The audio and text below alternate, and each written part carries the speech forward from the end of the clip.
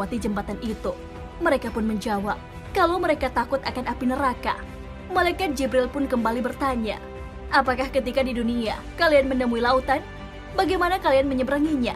Mereka pun menjawab bahwa mereka menggunakan perahu untuk menyeberang. Setelah itu, Malaikat Jibril pun datang membawa masjid dalam bentuk perahu. Masjid ini adalah tempat yang sering mereka datangi saat di dunia. Mereka beribadah di dalamnya. Mereka pun duduk di atas masjid yang telah menjelma menjadi perahu. Jibril pun berkata kepada mereka, inilah masjid-masjid yang telah kalian pergunakan untuk sholat berjamaah. Keutamaan sholat berjamaah di masjid juga diungkapkan oleh Abdullah Mas'ud radhiyallahu anhu. Beliau berkata, barang siapa senang untuk berjumpa dengan Allah kelak sebagai seorang muslim, maka hendaklah menjaga sholat sekiranya datang panggilannya. Sesungguhnya Allah telah mensyariatkan kepada Nabi kalian sunnah-sunnah petunjuk, dan sholat adalah termasuk sunnah petunjuk. Seandainya kalian mengerjakan sholat di rumah-rumah kalian, niscaya kalian telah meninggalkan sunnah Nabi kalian. Tiada seorang yang bersuci, lalu menyempurnakan sucinya, kemudian pergi ke masjid melainkan Allah mencatat kebaikan baginya dari setiap langkah.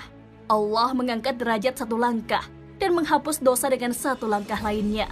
Sholat memang bisa dikerjakan sendiri maupun berjamaah, namun lebih afdal jika dilakukan berjamaah. Perihal sholat berjamaah, Rasulullah SAW selalu mewanti-wanti umatnya untuk melaksanakannya.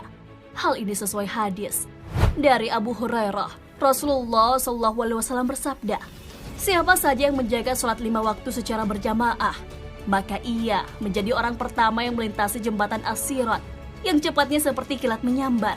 Kemudian dikumpulkan Allah bersama golongan tabi'in. Hadis riwayat Tabrani. Sholat menjadi penyelamat seseorang, tidak hanya di dunia, tapi juga di akhirat. Perintah sholat pun telah banyak diabadikan dalam Al-Quran.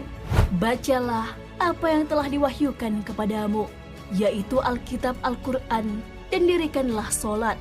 Sesungguhnya sholat itu mencegah dari perbuatan-perbuatan keji dan mungkar. Dan sesungguhnya mengingat Allah, sholat adalah lebih besar keutamaannya dari ibadat-ibadat yang lain. Dan Allah mengetahui apa yang kamu kerjakan. Quran Surah Al-Ankabut ayat 45. Sahabat beriman, melewati jembatan Surat Al-Mustaqim tanpa kendala adalah keinginan semua orang.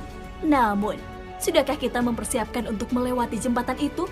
Seberapa seringkah kita sholat berjamaah di masjid selama ini? Wallahu a'lam bishawab. Wassalamualaikum warahmatullahi wabarakatuh.